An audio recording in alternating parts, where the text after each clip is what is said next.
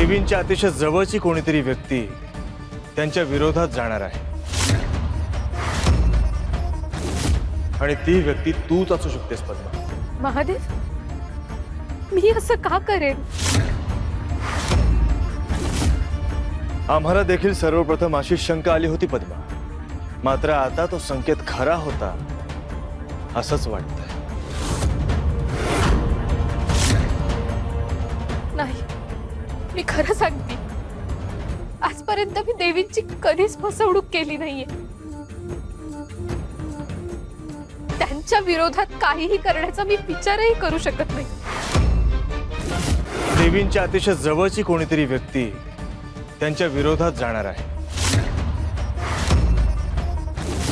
आणि ती व्यक्ती तूच असू शकतेस पद्मा। महादेव, मराठी कलाविश्वातील अशाच अपडेट जाणून घेण्यासाठी टेलीचक्का रिजनला नक्कीच सबस्क्राईब करा।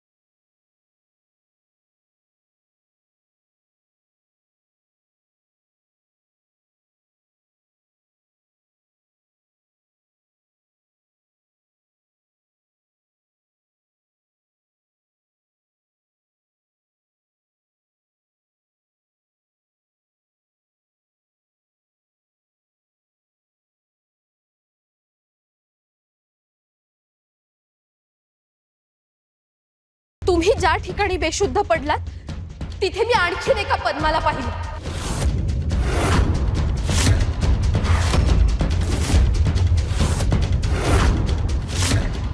मी तिला अडवायला गेले तेवढ्यात तिने काहीतरी उधळलं आणि सगळीकडे धूर झाला। पद्मा, ती तू नव्हतीस? नाही देवी। मग हे सगळं तुझ्या हातात कसं काय? ही सगळी गुप्त कागदपत्र होती आणि आम्ही यावरच काल चर्चा करत होतो। तू हे सगळं चोरून ऐकण्याचा प्रयत्न करत होतीस ना?